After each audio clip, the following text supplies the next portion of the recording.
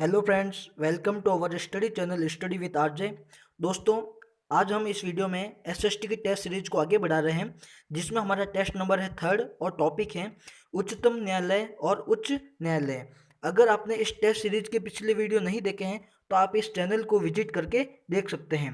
तो चलिए शुरुआत करते हैं। आज के इस टेस्ट का पहला क्वेश्चन इस प्रकार है।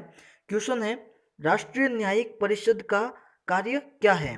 ऑप्शन है, न्यायाधीशों के खिलाफ भ्रष्टाचार के आरोपों की जांच करना, न्यायालय के कार्य का निस्तारण करना, न्यायाधीशों की नियुक्तियों से संबंधित राष्ट्रपति को सलाह देना, या उक्त सभी। तो जो राष्ट्रीय न्यायिक परिषद है उसका जो कार्य है वह है न्यायाधीशों के खिलाफ भ्रष्टाचार के आरोपों की जांच करना। दोस्तों, इसके एक्स्ट्रा फैक्ट के लिए बता दूं तो जो एक्स्ट्रा फैक्ट ये है कि न्यायाधीशों के विरुद्ध भ्रष्टाचार के बढ़ते आरोपों को देखते हुए भारत सरकार ने एक 5 सदस्यीय राष्ट्रीय न्यायिक परिषद का गठन का फैसला किया गया, जिसमें एक चीफ जस्टिस और दो सुप्रीम कोर्ट के न्यायाधीश और दो हाई कोर्ट के न्यायाधीश, ये सभी मिलके 5 सदस्यीय यह राष्ट्रीय न्यायिक परिषद का गठन किया गया, जो जजों के खिलाफ भ्रष्टाचार की जांच करेंगे। तो ये आपको ध्यान रखना है। चलिए नेक्स्ट क्वेश्चन देखते हैं।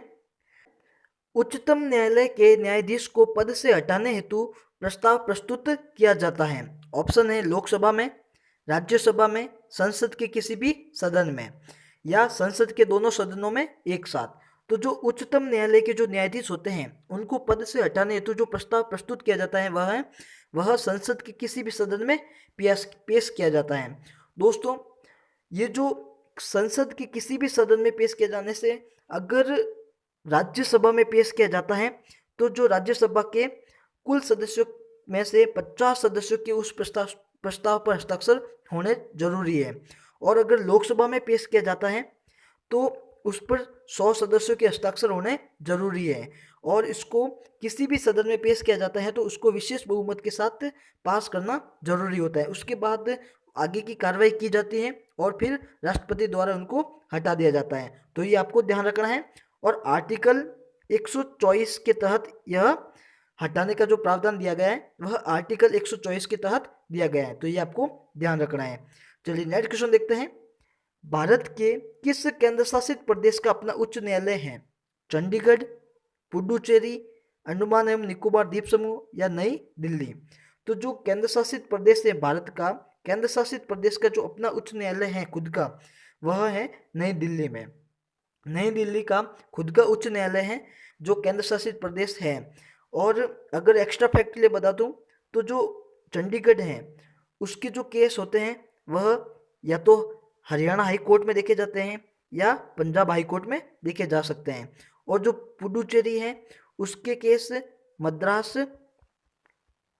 मद्रास हाई कोर्ट में देखे जाते हैं, और अंडमान निकोबार द्वीप समूह है उसके केस कलकत्ता हाई कोर्ट में सुने जाते हैं। तो ये आपको ध्यान रखना है। चलिए नेक्स्ट क्वेश्चन देखते हैं। संविधान के किस अनुच्छेद में सर्वोच्च न्यायालय के गठन का प्रावधान है? ऑप्शन है, अनुच्छेद 124, अनुच्छेद 125, अनुच्छेद 126, या अनुच्छेद 130। तो जो सर्वोच्च न्यायालय के गठन का प्रावधान है वह है अनुच्छेद 124 के तहत। तो ये आपको ध्यान रखना है। चलिए नेक्स्ट क्वेश्चन देखते हैं। नेक्स्ट क्वेश्चन है, भारत में न्यायपालिका है राज्य का विषय, केंद्र का विषय, एकीकृत एवं अविभाज्य, या उक्त कोई नहीं। तो जो भारत में जो न्यायपालिका है वह एकीकृत एवं अविभाज्य है। यह भारत की जो न्यायपालिका है वह स्वतंत्र है। तो ये आपको ध्यान रखना है। चलिए नेक्स्ट क्वेश्चन देखते हैं। सर्वोच्च न्यायालय के सभी न्यायाधीशों के वेतन भत्ते निर्धारित करने की शक्ति किसके पास है? प्रधानमंत्री के पास, राष्ट्रपति के पास, वित्त मंत्री के पास, वित्त मंत्रालय के पास सॉरी, या संसद के पास।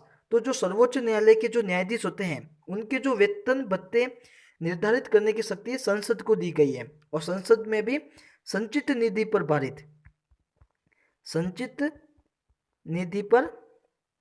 भारित ये सभी वेतन भत्ते होते हैं। तो ये आपको ध्यान रखना है।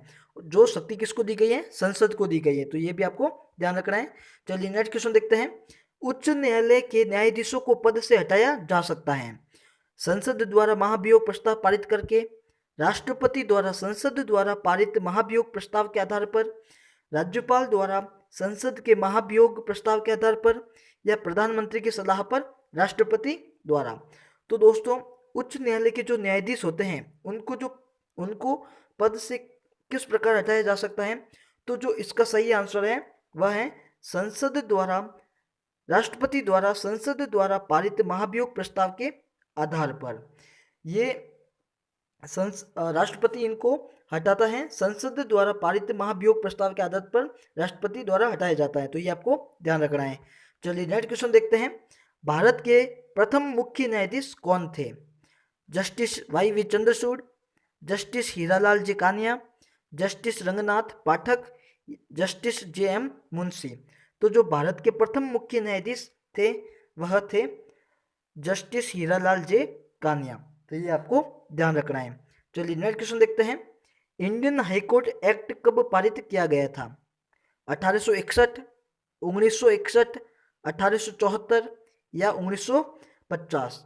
तो जो इंडियन हाईकोर्ट एक्ट है वह 1861 में पारित किया गया था। अब इंडियन हाईकोर्ट के तहत उस समय ब्रिटिश काल का शासन था। तो जो 1861 में जो प्रस्ताव पारित किया गया था इंडियन हाईकोर्ट एक्ट के तहत, भारत के विभिन्न प्रांत, अब प्रांत कौन कौन से थे वो भी आपको ध्यान रखना है। ये एक्स्ट्रा फैक्ट है। एक्स्ट्रा फैक्ट ये है कि 1861 में भारत के 3 प्रांतों में हाईकोर्ट की स्थापना की गई थी। अब वो प्रांत कौन कौन से हैं? एक तो कलकत्ता, दूसरा है मुंबई, और तीसरा है मद्रास। उस समय ये तीनों ही बड़े, तीसरा मद्रास है, उस समय ये तीनों ही बड़े प्रांत थे। तो इसमें 1861 में एक इंडियन हाईकोर्ट एक्ट के पारित करके इन तीनों में हाईकोर्ट की स्थापना की गई थी। इसी के तहत इस देश का शासन और इस देश के न्यायिक न्याय चलाया जाता। तो ये आपको ध्यान रखना है। चलिए नेक्स्ट क्वेश्चन देखते हैं। सर्वोच्च न्यायालय की प्रथम महिला न्यायाधीश कौन बनी थी? जस्टिस ज्ञानसुधा मिश्र, जस्टिस फातिमा बीवी, जस्टिस सुधा मित्तल या उक्त कोई नहीं? तो जो सर्वोच्च न्यायालय की जो प्रथम महिला न्यायाधीश जो बनी थी वह थी जस्टिस फातिमा बीवी। यह 1989 में बनी थी, अक्टूबर 1989 में बनी थी और 1992 तक अपने पद पर रही थी। तो ये आपको ध्यान रखना है। तो दोस्तों आज के ये 10 इंपॉर्टेंट क्वेश्चन थे। आपने ये सभी क्वेश्चन देखे होंगे, मुझे पूरा विश्वास है। और अगर आपको ये अच्छा लगे तो इसको लाइक, शेयर एवं सब्सक्राइब जरूर कीजिएगा। और अपना जो भी स्कोर बनता है वो कमेंट बॉक्स में ज़रूर लिखें। और अगर आपने इस टेस्ट सीरीज के पिछले वीडियो नहीं देखे हैं तो आप इस चैनल को विजिट करके देख सकते हैं। धन्यवाद।